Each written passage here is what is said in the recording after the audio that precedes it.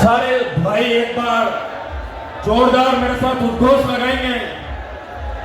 जब बोलो सत्यवादी वीर तेजाजी महाराज की, भारत माता की। सम्मानित मंच, आदरणीय बड़े भाई खिमसर से पूर्व विधायक नारायण जी बेनीवाल, मेड़ता से पूर्व विधायक भाई इंदिरा देवी जी बावरी और आरएलपी पार्टी के सुदूर रेतीले दौरे से आए समस्त पदाधिकारीगण, मैं आप सबको प्रणाम करता हूं और मैं धन्यवाद देना चाहता हूं तमाम मेरे पिता तुल्य बुजुर्गों को, नौजवान क्रांतिकारी साथियों को धन्यवाद देना चाहूंगा, इस जनता माता को कि वास्तव में आज आपने दिखा दिया इस जयपुर की सड़कों पर यह सैलाब। मेरा दिल गदगद हो गया मेरे भाइयों, मेरा दिल गदगद हो गया। जैसा कि उसूलों पर आ जाए तो टकराना जरूरी है और जिंदा हो तो जिंदा नजर आना जरूरी है।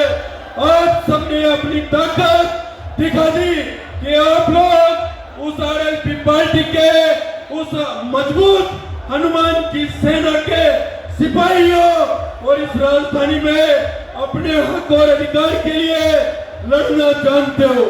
भाइयों और बहनों, मैं बात करूंगा सब इंस्पेक्टर भर्ती परीक्षा की, आरपीएससी की, जो मुद्दा पिछले 2021 से चला आ रहा है।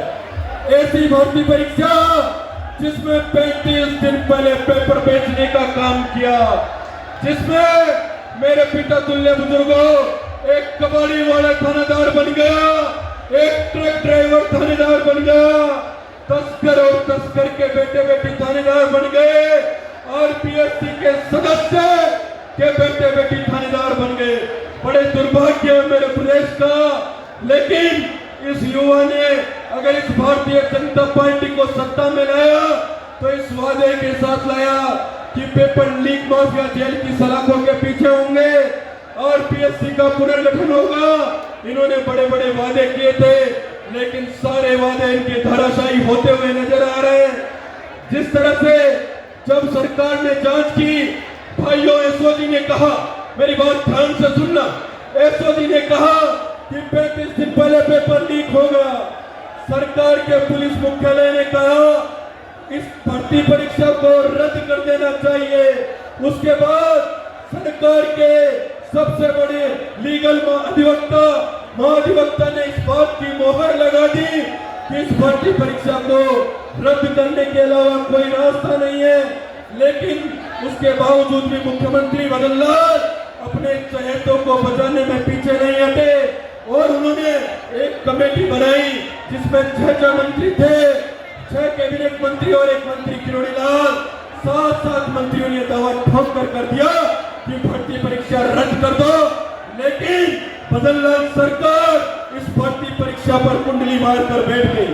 मैं कहना चाहूंगा कि ये तो पूर्ववर्ती सरकार के काले कारनामे थे, इन पर पर्दा डालना नहीं चाहिए था। मुख्यमंत्री जी कहते हैं कि अभी तो बंसी बजी है, चक्र चलना बाकी है। मुझे लगता है मुख्यमंत्री जी का चक्र तो दिल्ली में जाके खो गया, अब आज हनुमान बेनीवाल का चक्र चलेगा, हनुमान बेनीवाल का चक्र लगे। इस एसआई की आरपीएससी की लड़ाई में राजस्थान के कुछ एक लड़ाका है जिसमें एक डॉक्टर किरोड़ी लाल का नाम आता है और एक सांसद हनुमान बेनीवाल का नाम आता है।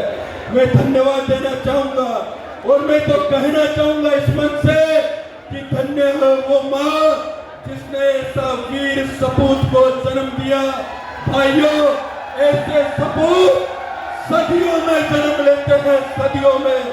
तो आप नेताजी की बातों का अनुसरण करते हुए पूरे दमखम के साथ जैसा भी नेताजी का आदेश हो, क्या आप तैयार हैं?